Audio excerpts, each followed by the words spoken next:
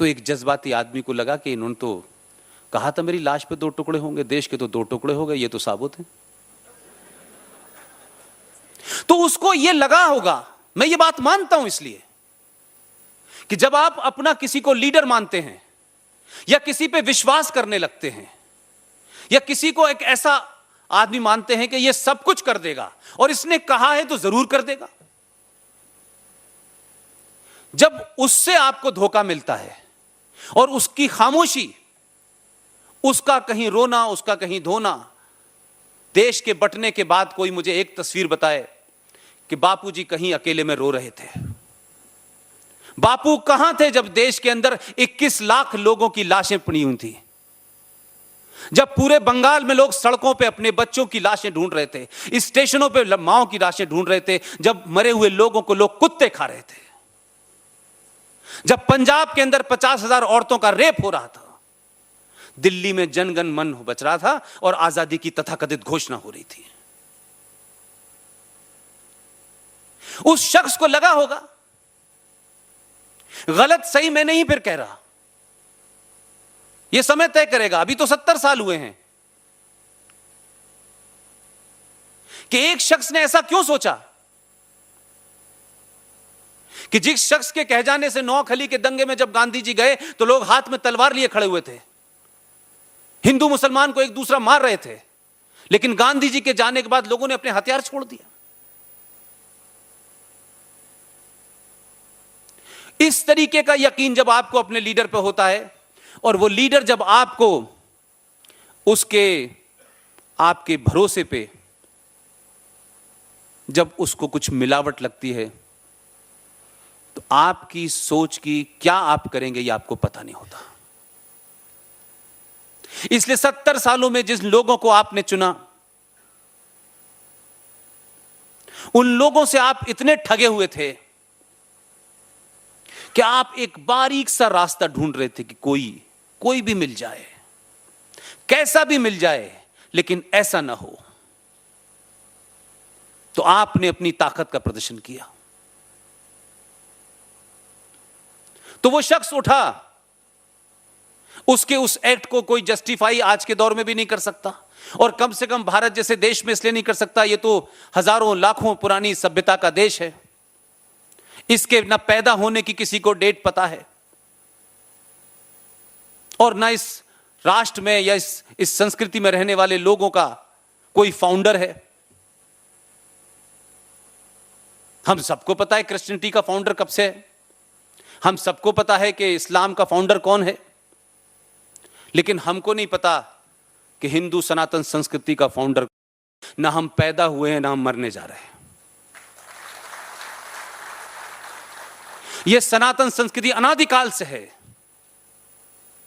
यह बात अलग है कि हमको 1947 में पढ़ाया गया कि भारत जो है 47 में बना, तो क्या कुंभ का मेला 1947 से शुरू हुआ था? इस देश की तमाम चीजें, चाहे वो जंगल हो या नदियां हो, वो आपकी संस्कृति का हिस्सा है। कुछ लोगों के लिए नदी गंगा हो सकती है, लेकिन आपके लिए गंगा पूजनीय है। इसलिए कि नहीं कि आप गंगा को भी पूछते हैं, कैसे मूर्ख लोग हैं, गंगा को भी पूछते हैं, पेड़ों को भी पूछते हैं, क्योंकि आप इस ब्रह्मांड में जो भी कुछ है, इस कायनात में जो भी कुछ है, उसके हिस्से हैं। यह कायनात आपके लिए नहीं बनी है, आप सिर्फ इसके एक छोटे से हिस्से हैं, बस। इस संस्कृति में और एक दूसरी संस्कृति है जो यह कहती है कि इस कायनात में जो भी कुछ है सिर्फ तुम्हारे लिए है, तुम इसका जैसे चाहो दोहन करो। इसका मेल कैसे हो सकता है? लिहाजा उस शख्स को लगा कि देश बट गया, लाखों लोग मारे जा रहे हैं। वो आया दीवाने की तरह और उसने आके गोली मार दी। उसको उसकी सजा मिली और मिलनी चाहिए, लेकिन इस ईमानदारी के ऊपर बात कहने में लोगों को क्यों प्रॉब्लम होती है भाई? उसका एक्ट गलत था, उसने रास्ता गलत चुना, लेकिन क्या वो शख्स आतंकवादी था? पहले कोई चोर गुंडा बदमाश था क्या? कोई कातिल था? कोई मर्डरर था? उसका अपने राष्ट्र के प्रति पागलपने की हद तक डिवोशन था, और जितनी उसकी सोच थी उसको लगा कि शायद मैं यही कर सकता हूं और आगे बढ़ने से बचा सकता हूं। उसने जाके मार दिया। वो मारने के बाद भागा नहीं, उसने अपने बचाव में कोई कमेंट नहीं किया, कोई दलील नहीं दी, और फांसी पे चढ़ गया। क्या हम उस शख्स के बारे में बात करते ही कम्युनल हो जाते हैं? और यह अजीब बात है कि जब तक दूसरी सोच के सत्ता पे लोग रहते हैं तब तक जिक्र नहीं होता। तब तो इंदिरा गांधी चिट्ठी लिखती हैं सावरकर के बारे में, और जैसे ही एक खास सोच के लोग सत्ता के नजदीक पहुंचते हैं तो कहते हैं ये तो नाथूराम गॉडसे की सोच वाले लोग हैं। अरे नाथूराम गॉडसे 100% ईमानदार तो था कम से कम।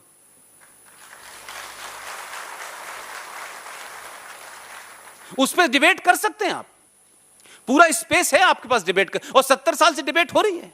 लेकिन इस पक्ष पे डिबेट क्यों नहीं हो रही है भाई? क्योंकि राजीव गांधी के मारने वाले उनका भी कन्विक्शन रहा होगा, लेकिन उनके ऊपर डिबेट ही नहीं हो रही, बल्कि शांति की मसीहा कह रही हैं कि उन्हें छोड़ दिया जाए, क्योंकि वो सिर्फ उनके शौहर नहीं थे। यह गलतफहमी निकाल दें दिमाग से कि किसी खातून के वो शौहर थे राजीव गांधी। राजीव गांधी देश का प्रधानमंत्री था, इसलिए चिंता है कि वो लोग छोड़े ना जाएं। लेकिन क्योंकि आपके शौहर थे तो अब आप ये तय करेंगी कि नहीं, उनके कातिलों को छोड़ दिया जाए, इस देश के अंदर मैसेज दिया जाए कि प्रधानमंत्री को मारने के बाद यह देश छोड़ देता है।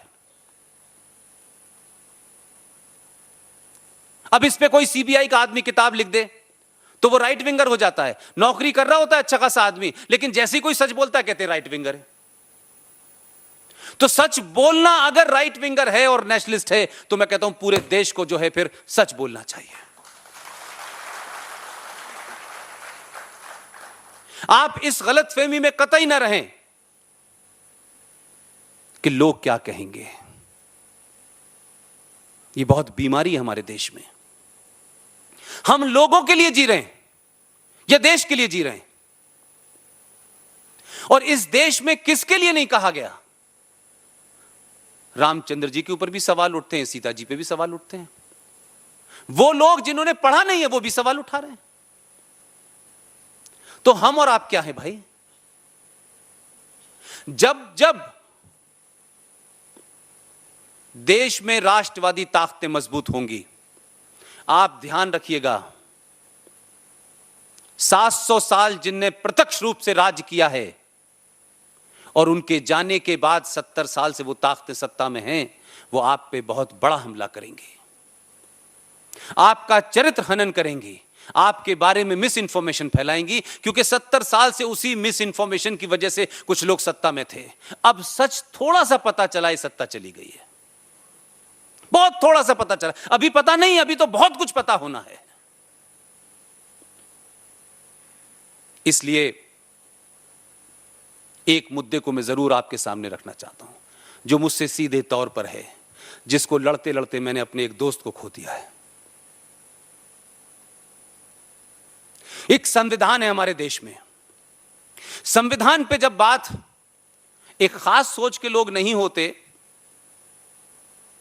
कुछ कंजर्वेटिव, कुछ हिंदी बोलने वाले लोग, कुछ ये तथाकथित नेशनलिस्ट लोग, जब ये सत्ता में नहीं होते, तब उसी संविधान के जो बेसिक प्रियम्बल है, जिसके अंदर आप किसी किस्म का कॉमा फुल स्टॉप नहीं लगा सकते, वो एटर्नल है। Preamble is eternal. ये मैं नहीं कह रहा, उस लॉ की किताब में जाके देखिए संविधान के पहले पन्ने पे क्या लिखा हुआ है, और जहां से लिया है इंग्लैंड का भी संविधान देखिए, उस पे भी यही लिखा हुआ है। प्रियम्बल के नीचे लिखा हुआ है ये एटर्नल है, इसमें कोई चेंज नहीं हो सकता। उसके अलावा जितनी धाराएं हैं उसमें आप जो दिल चाहे करिए।